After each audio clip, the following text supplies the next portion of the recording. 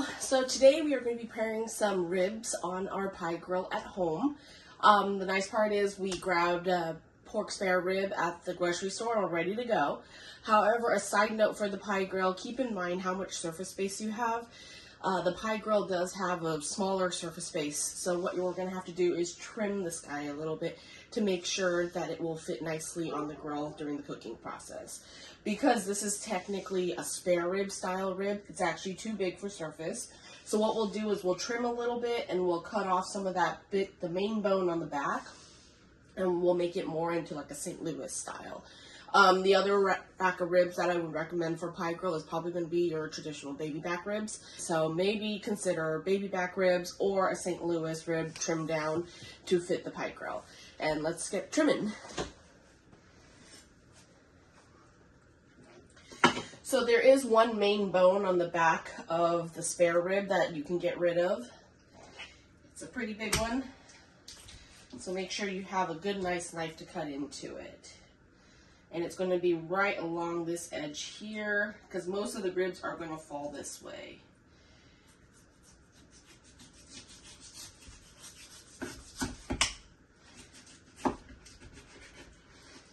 Alright, so this is that backbone I was talking about. We can put him off to the side.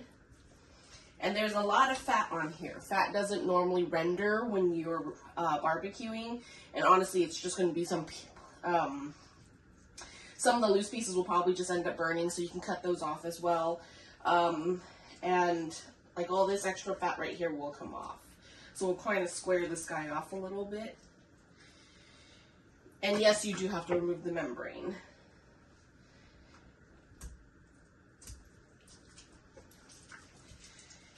Normally the membrane is a little trickier on the spare ribs. Just got to get your finger under there and pull it off.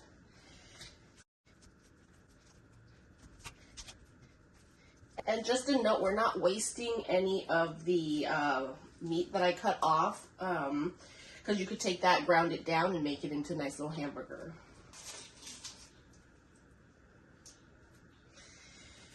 Alright, now that all the membrane's off, this will allow us to season on top of here so the seasoning can soak through the backside or the underside of the ribs.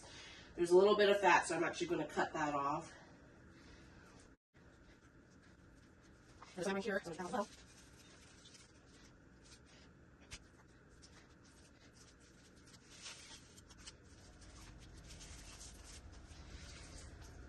So being that the pie grill is a little shorter on the grill length, we are going to shorten up the rack a little bit. So I'm actually going to take off a bit just to make it a little more friendlier.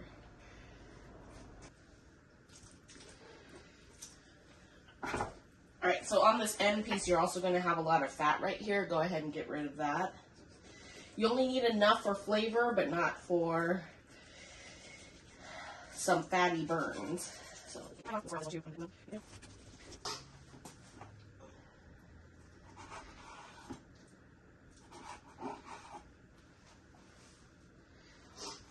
alright, so that looks like a pretty good squared off piece. A little extra fat to come off up here.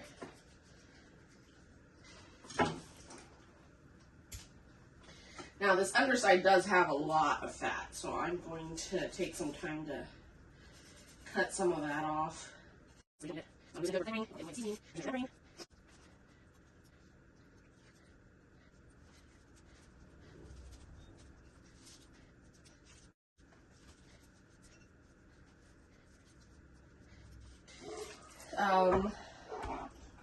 There goes our rack right there, and this guy will go onto the grill. So today we're going to go with our Yellowstone Cattleman Steak Rub. This is a really nice, I would say smoky flavor feeling as far as flavors go. We do put it on our steaks a lot when we go camping, so I'm going to put it on our ribs. Give it a good coat.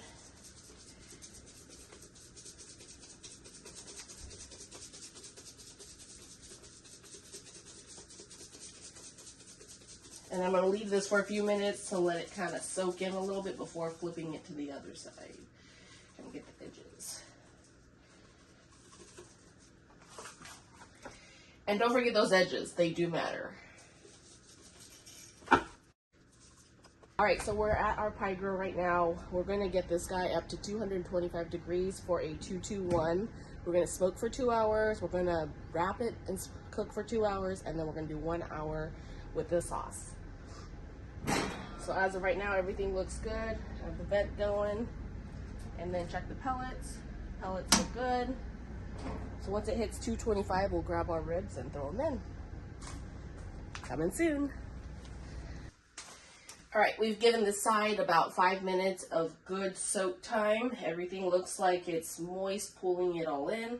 So let's flip around and just do like a salt, pepper back. And then add a little bit of seasoning on top of that.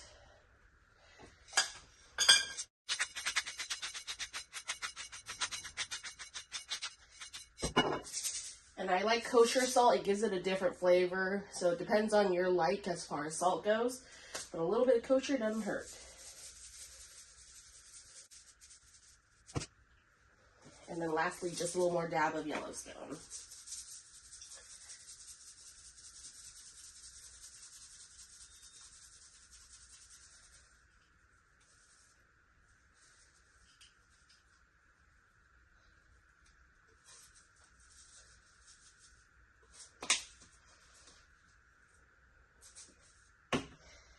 And then we'll let it soak for about another 5 minutes. We'll check on the temperature outside in the grill, and we'll throw it on. And just a little side note, when I say sharp knife, the knife that I'm using today is the Benchmade Station Knife.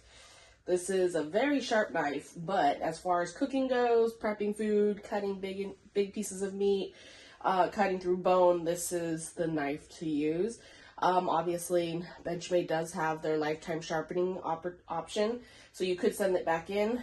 This one is the OD green. There are other color options. I believe there's black and tan. Don't quote me on it. Jump on their page, take a look. They do have their lifetime sharpening opportunity, so it's a knife that's definitely going to be easily taken care of, updated as needed, especially since we're cutting through bone, big pieces of meat, steak, whatever. You do probably catch me using this on a lot of my videos, but that's only because I love this knife. I can't even tell you how much this knife has made a difference to our kitchen setup. So definitely check it out. So it looks like we've hit our optimal 225 as far as temp inside the grill goes. The temperature is going to flux depending on the pellet burn, how many pellets get fed back in to kind of get the fire going again, and how it kind of drops down as the pellets do get a little less. So it will spurt up when more pellets are added, but it will also drop. So 225 is our ideal temp as far as the smoking portion for 2 hours. So let's get started. I am going to close the vent, so that allows for more of a smoking effect.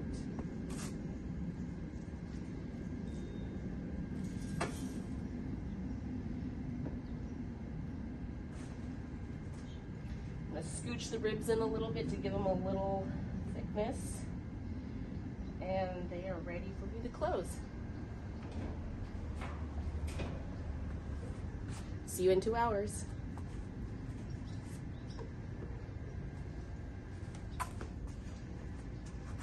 All right, so we've made it to our 2 hour time period, and it's time for us to see what the ribs look like.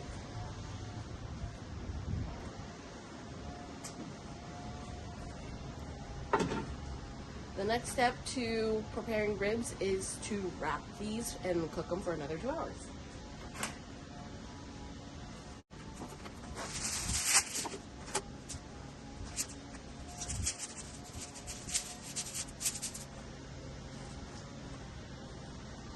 We'll give you a sneak peek before we pull it off.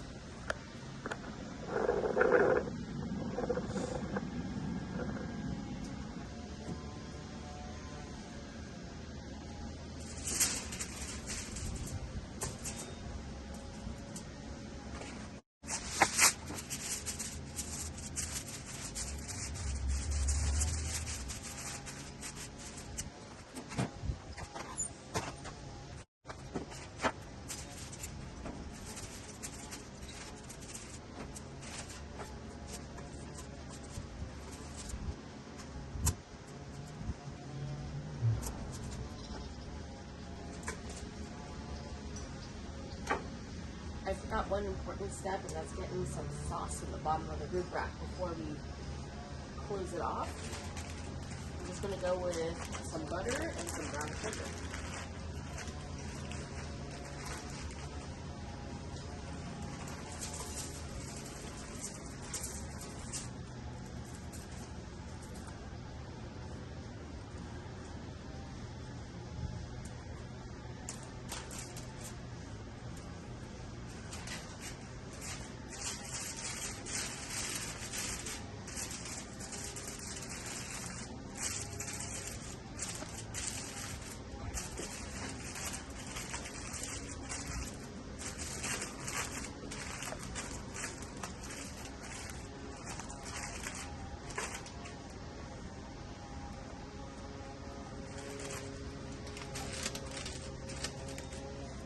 All right, that's going to go in for another 2 hours, and we'll see what happens.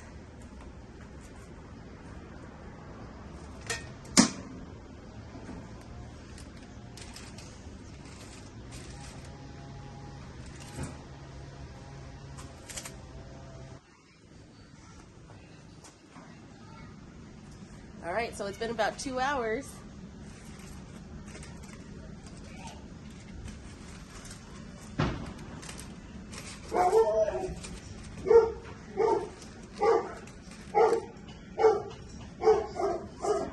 Let's do a temperature check.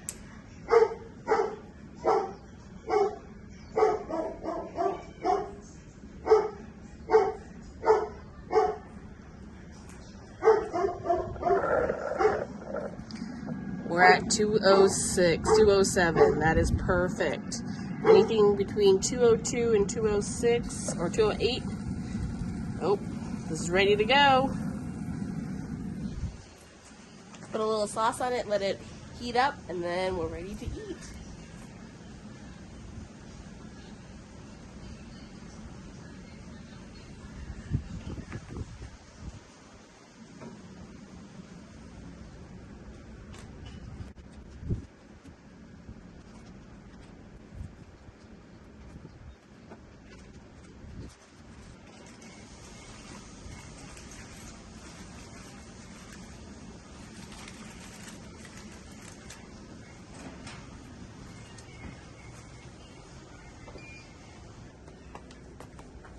Welcome home, honey. We just hit our 1 hour mark, and the ribs are ready to go.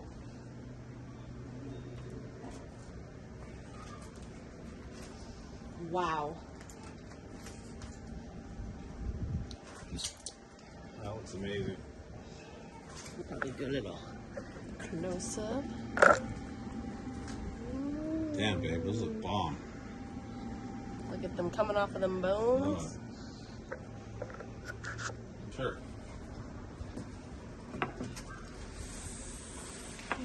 All right. Done. Perfect, babe. Ready to go. All right. I'll clean that up a little bit.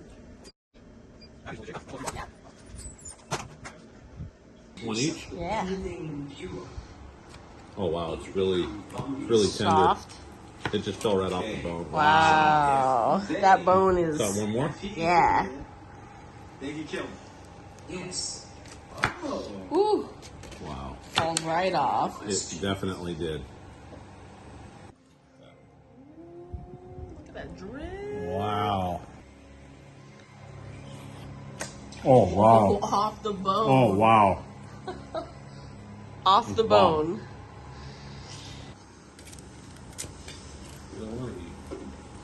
Get this and the rest of your playthings out of